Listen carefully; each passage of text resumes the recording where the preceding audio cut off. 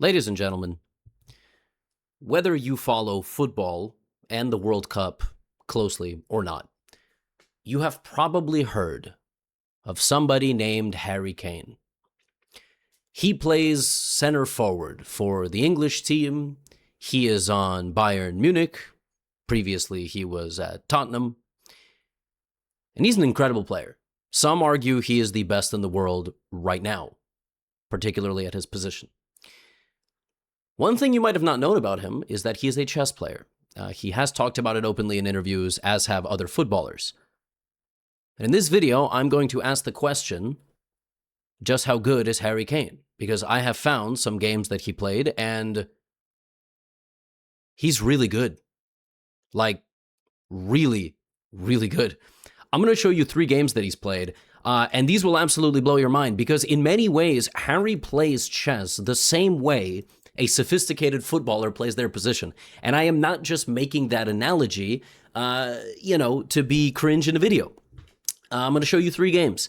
In this first game, he's with the white pieces, and he opens with knight f3, which I find fascinating. So he's already quite a strong intermediate player, going towards the advanced territory. He disallows the opponents from playing e5 on the first move, and then he waits to see what black is going to do. In this game, black played unorthodox, not a particularly good opening, and this does sometimes happen. Black played a6, and now you're going to see what Harry does. He has a very calculated approach to chess.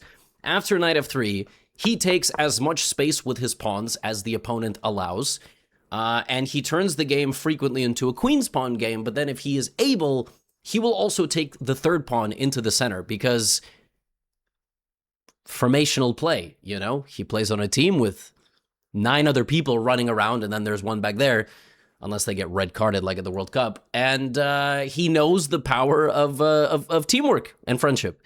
B6 from the opponent. So obviously weird play, non-standard, not playing in the middle of the board.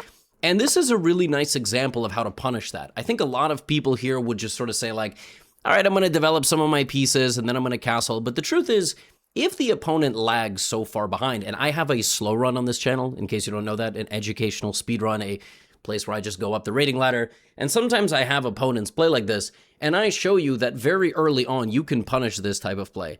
Harry doesn't wait to develop the next piece, he just plays immediately pawn to d5. So he blocks this bishop out of the game, he defends this pawn with another pawn, and the knight now can no longer develop. I quite like this, although it would have been a little bit better for white to maybe play e4 first. Black here continues to kind of do a little bit of nothing and plays queen to c8. And keep in mind, these are 4-digit players. These are not below 1,000. I know right now it looks like black is playing like a 400, but sometimes people just play like this. I'm sure you are used to it. You see this stuff sometimes. So Harry plays e4, fantastic move, maintaining the tension between the pawns. Black plays d6, just kind of waiting. And I like the next move a lot. Of course, if I'm playing with white here, I'm thinking of bishop to d3 and castling. Maybe I'm thinking of developing this bishop as well. Harry plays e5, which is just like a vicious move. I mean, he's running it straight down the middle of the board. The reason why this move is not as good is because it allows black to transform the position in a beneficial way. I am currently writing a book. I have promoted my next book a lot, this one. And if you still want a signed copy, link is in the description. But I'm writing a third book, a kind of a trilogy, if you will, on master level play. And one thing that people above 1600 to 2000 to 2200 do well, and sometimes poorly, is transform the game. And this transformation of the position would be very good for black because the side with less space wants to trade pieces because that helps them catch up in their development. The opponent doesn't do that, and now Harry shuts the whole thing down. He chops once, leaving black with a weakness. Then he develops the bishop actively. Then he develops the other bishop actively, and then he castles. And this sequence of moves lands us in something that is now quite stable. Black would love to put a knight on c5 and establish some control of the position. White would like to smash open the center, either with a pawn break, pawn to f4, very important to know how to utilize your pawns better, or with piece play. Knight c5 is chosen here by black, and you can take a step back, but Harry almost correctly identifies that going backwards in this position is actually not worth it, and it is better to get the knight to take so white continues to make progress in the position. And he plays b4. And I have noticed in his games that he frequently will go on pawn expansions, which is cool because you would think somebody who has to spend so much time on a physical sport, kicking a ball, scoring goals, and then on brand deals, talks or wherever you get invited to as a full-time athlete, doesn't have such an intuition for a board game. And, after this, he just completely overwhelms the opponent. Rook e1 here, just a clean move going down the middle. Black plays bishop e7. I love this next move. A really good move here for white would be knight a4, just going on the outskirts to target this weakness, which is a massive problem for black, because if something like queen c7 is played, you just hang the knight. So the only piece that can actually defend this pawn is occupied defending the knight, and black is totally lost here. But this next move is also really nice, knight e4. Harry notices the weakness. Black actually has no defense for this, except the very unorthodox move pawn to f6. And obviously, this is how Harry will get to advanced level, like top 0.1% of players, is you look at knight e4 and you're setting up a combo, but you spot the defensive resource for black, and a stronger player would go knight a4, spotting that there's actually no way to defend against that, because you have to stay guarding your knight. Knight e4 is played, the opponent just sort of castles, and just absolutely surgical precision, takes, immediately gets in on d6, hits the queen, hits the bishop. This pawn is hanging, and now it's just easy. You're up 2 pawns here. All you have to do with white, really, is run these pawns down the board. Now, black is going to put up a little bit of resistance, so you also have to have a backup plan of what you're going to do should black defend himself. Rook g5 I wouldn't play. I generally would avoid trying to have a rook, kind of bowl down a position like this because it's a lot of protection. I would just go rook e1, put the rooks behind, and just push these pawns forward, and you just cannot protect against 2 pawns like that. It's impossible. Okay, Harry goes here. One thing that I've noticed that he likes to do is he likes to switch the play. I'm not even exaggerating. I know it sounds like I'm just doing anything I can to make soccer, football references, but no, he switches the play a lot, and he likes to start attacks. So, if you're going to commit to the attack, you should go h4, h5, which he straight up does, which I was like, that's crazy. This dude he's so good. And then here, you don't want to sacrifice the rook, even though it's my thing. Queen d7. All right, now you got to bring the rook, back to the middle, but still look at this conversion. And now just c5, man. Just easy play. 2 connected pawns on the 5th rank, rook behind them, queen behind them. Just go, man. You win this position so easily. Black should never trade the queens here. This is a completely losing endgame. d6 is nice. And now all you got to do with white, put the rook behind, play c6, c7, d7, c8. You just win the game. There's absolutely no way to be stopped. Harry goes king h2. His idea of king h2 is actually with foresight. Harry wanted to go c6. But then there's rook takes pawn, and he cannot play rook c1 because of knight e2 check. So that's why he went king h2. I mean, bro, who is this man? Now, maybe a better move is just g3, just kicking out the knight, or king h2. It doesn't even matter. You bring the knight, whatever. His opponent goes knight d3, and now white is met with a bit of a precarious situation. Because you can't actually protect this pawn.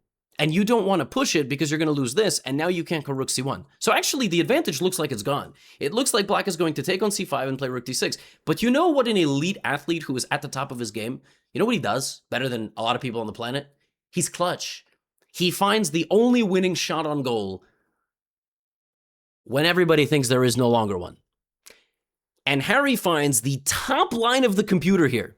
c6. What? Why would he lose the pawn on d6? He can't even play rook c1. He can't play knight e5 or knight e4 defending the pawn. And if he plays c7, the rook is just going to stop him. And that's exactly what happens. What has Harry done? All his advantage is gone.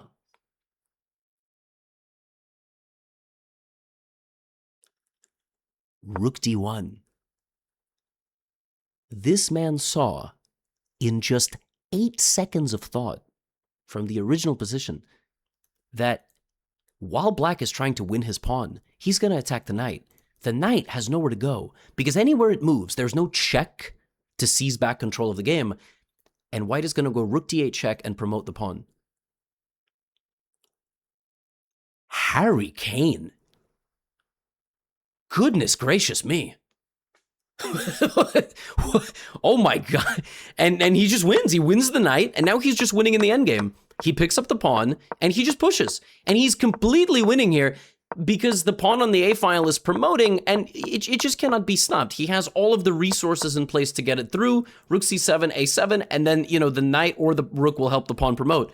And he shuffles around his pieces here for a little bit. He's trying to find the best way. He ends up walking his king over and finding this rook a4 idea. You just need to remove the rook from the a file, and black resigns. Because this is Harry freaking Kane, the center forward for the national team of England, for Bayern Munich. One of the best football players in the world, and he's better also than 99% of chess players? What the what?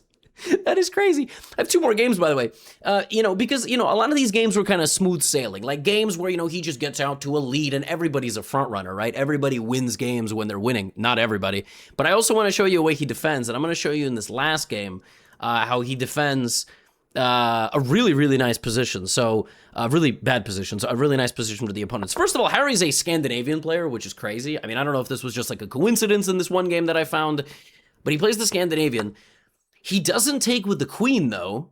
He knight f6. He's a principled man, you know, he doesn't want the queen to be attacked, so he goes knight f6. I don't know if he plays the Portuguese gambit. I haven't spoken to him ever.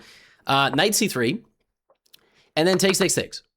So we have the same position you get from a Scandinavian, except now white no longer has the move knight to c3 attacking the queen, which means the next few moves, black should develop the pieces, choose a way to castle, and put the rooks in the middle of the board, right?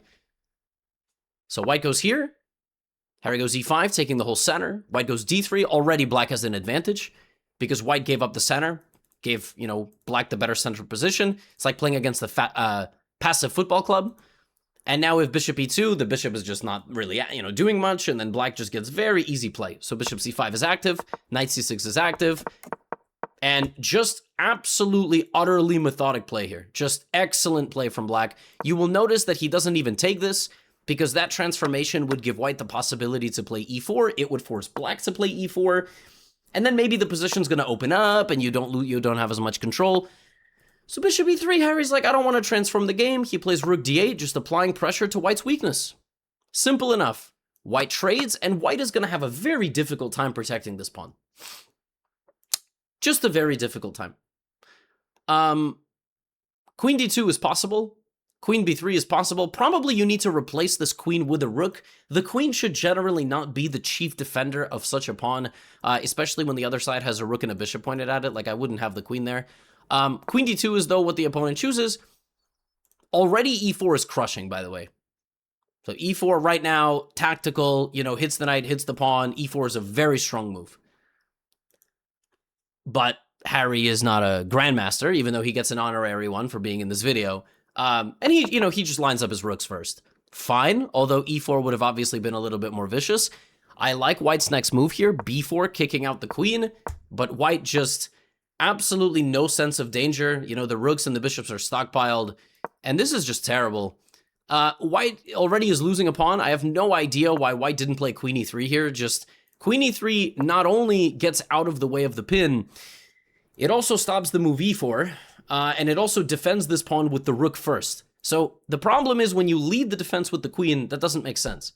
The queen is not going to be swapped off and traded against the other pieces, whereas here, the queen will be the last piece to take because it's worth the most. Anyway, white just has no sense of this and just goes like h3, and I mean, this is just demolition. Harry does not miss the second chance on goal, takes the pawn. White cannot defend this position because, again, the queen is the leading defender. The bishop has to get out of the way. The opponent doesn't spot that and just goes down material. And now, you know, a lot of people here would not play the next sequence of moves. If I'm playing this position with black, I have queen and knight versus two rooks. Queen is not better than two rooks often. It's equal. But queen and knight should beat the two rooks 100 times out of 100, provided that is just the material balance. But you have to make a move here first. And the move you need to make here first is the move that ultimately Harry came to. First, he attacked the rook a couple of times. Then he was like, wait a minute, what am I doing? And I actually really like this. Look at this. He was like, I attacked the rook, but there's no need to do that. You don't need to play these kind of dopamine, absent-minded moves. Now, Harry's like, wait a minute, let me go back. And now, the simplest move of all is just pawn to h6. And this one move unclogs the back rank. Black never has to worry about any checkmate. The next move is swarming in with the queen, swarming in with the knight. picking up all the pawns. 2 rooks cannot fight off a queen and knight. Queen and knight together have all the power of every other piece. All of them. If you actually think about it, because a piece moving like a king, a pawn, a bishop, a rook, it's like having the Deathly Hallows. You just have everything, all right? And now Harry just, another thing about being, you know, an elite player is you're ruthless. And he's just absolutely ruthless here. By the way, b6 is just so utterly unnecessary. Like, it's hilarious. He's just not letting his opponent take the pawn, gives a check, gets in with the knight, and, you know, h5, queen a6. He's looking for it. Queen c4, very fancy move. Setting up a trap. I mean, why are you setting up a trap, Harry Kane? This is just mean. And he's gonna, you know, he's gonna find a way here to get his king out of the way. And, I mean, I don't know. The opponent just panics. No time.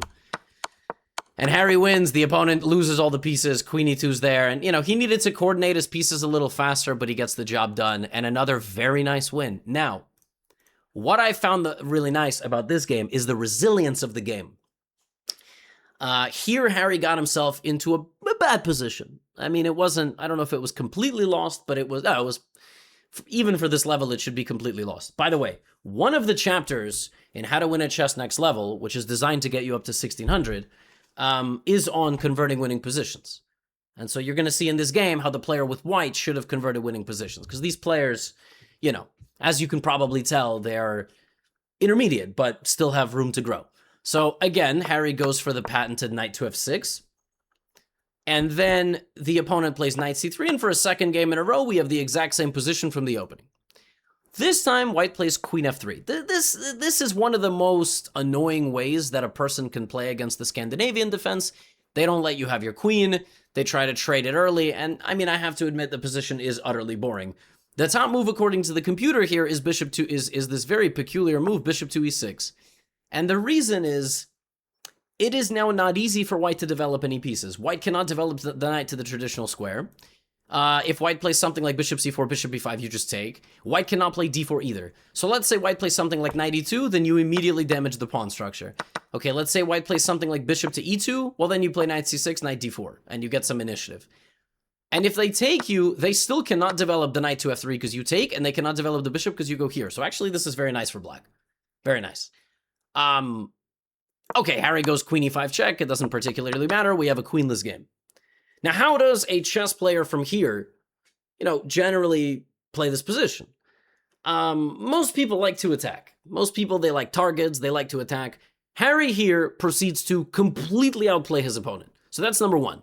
Very, very nice play here. Very smart play. Develops the light squared bishop and long castles. Again, white is already passive. Bishop is blocked. So bishop comes out, the knight goes back here, and now Harry implements pawn play to get a very nice initiative. Central strike. Dark squared bishop developed comfortably. Black is better.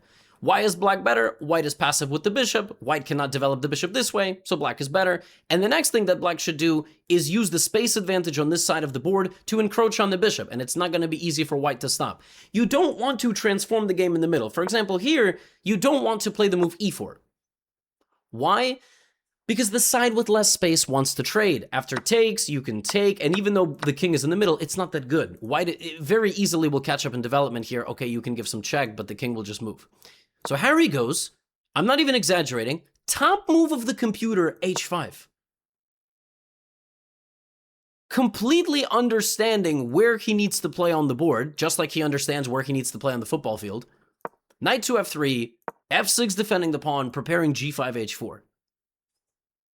I'm mind blown. So first, Harry completely outplays the opponent, moves the bishop away, g5, doesn't protect this, hits the knight, h4, and now if this man just followed up with bishop takes f2, put the ball in the net, he's just up a pawn with a clean advantage, dominant spatial control, white is miserable. So when you are a very strong player, but not a perfect player yet, not a master player, you miss the easy stuff. Sometimes you find the ideas and then you slip anyway. And he doesn't play bishop f2. He goes here and white is able to go back and defend his pawn. And this happens.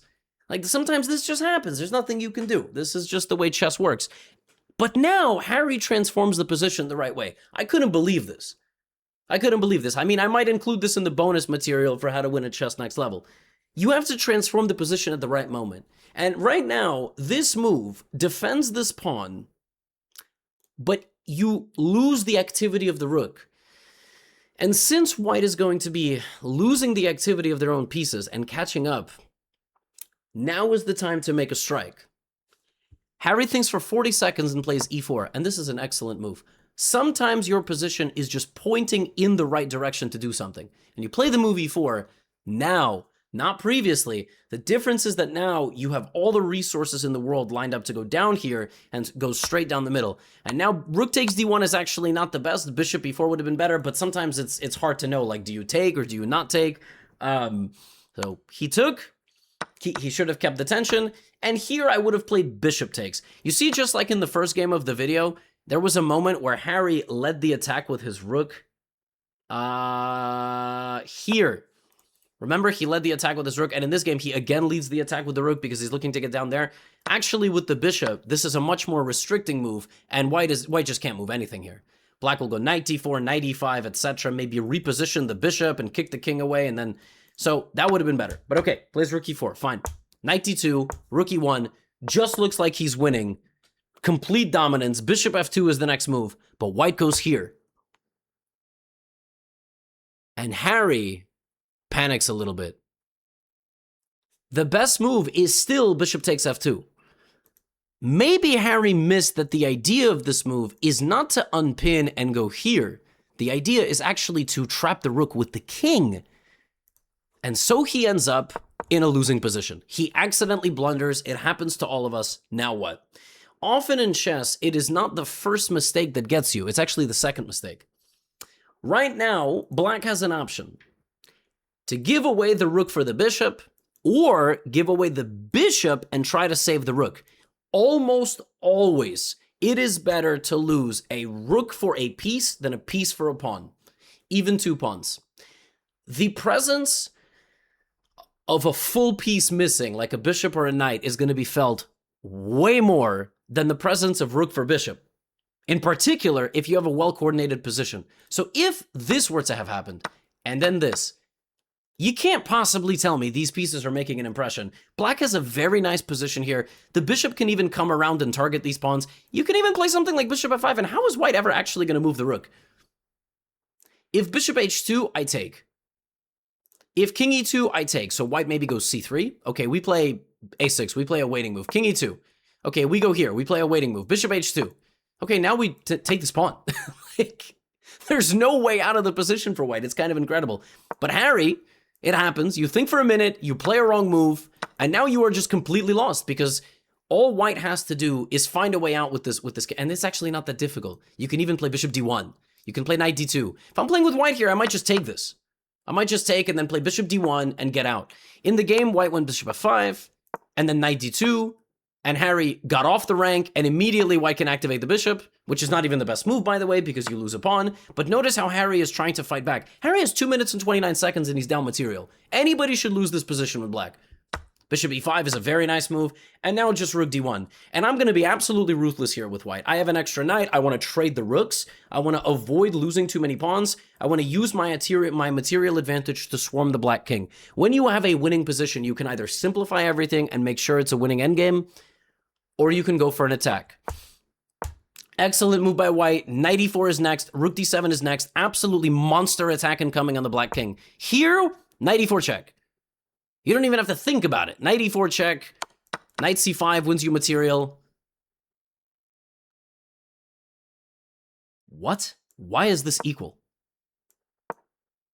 Incredible. So the computer thinks this is borderline equal because this pawn will be lost. Okay, no knight e4 check. We don't go knight e4 check. We stay patient for move. Next is knight e4 check. Fine. We don't. There you go. You gotta. If you're gonna simplify, you gotta do it the right way. That was a poor simplification. I misevaluated that position. Having said that, I spent a second. So bishop g4, knight e4, you don't trade too quickly, and you try to get in with your pieces. Harry takes himself another pawn. And now white has to go here. This is white's only chance. White has to seize control, give a check, take these pawns, and win this game by getting in with the knight, and potentially weaving a mating net. So this position, you can play bishop here and try to checkmate the opponent with rook to f7. The opponent doesn't do that. The opponent goes here. And now Harry just clutches up, man.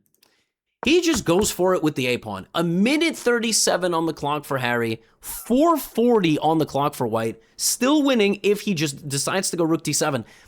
But the opponent doesn't see that rook d7 is not just a check. The opponent thinks, maybe they don't see rook d7 at all, but maybe they're like, rook d7's like just a check, and I don't want to have just a check. No, it's actually a very vicious incoming attack on the king. Now the opponent finds rook d7 and plays knight e4, but doesn't sense that they have much more than that. They do. Bishop e6.